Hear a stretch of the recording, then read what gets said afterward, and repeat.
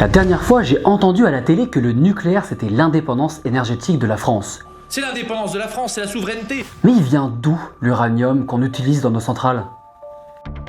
En cherchant un peu, j'ai trouvé qu'entre 1948 et 2001, la France a extrait 76 000 tonnes d'uranium sur son sol, en majorité dans le Massif central.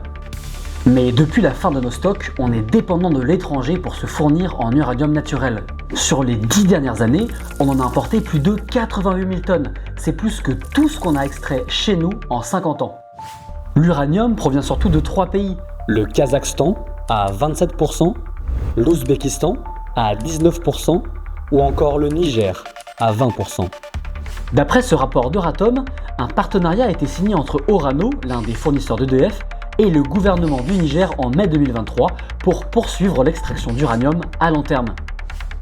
Mais avec le coup d'état nigérian de juillet 2023, Orano n'a plus accès au gisement d'Imouraren qui était disponible depuis 2009. Une grosse perte? Pas vraiment. Le minerai à l'intérieur n'était pas très concentré et donc la mine pas très rentable. Alors, Orano a-t-il des plans B?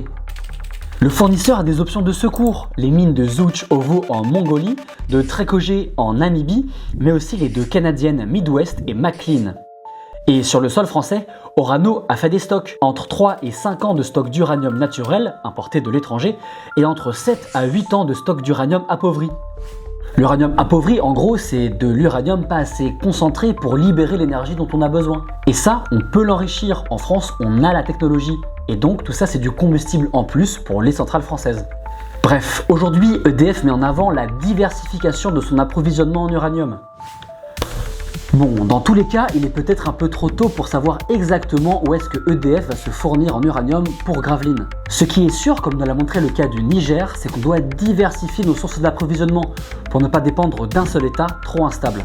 Et puis, plus on avance, mieux on sait recycler le combustible qui pourra nous servir après. Mais ça, c'est le sujet d'une autre vidéo.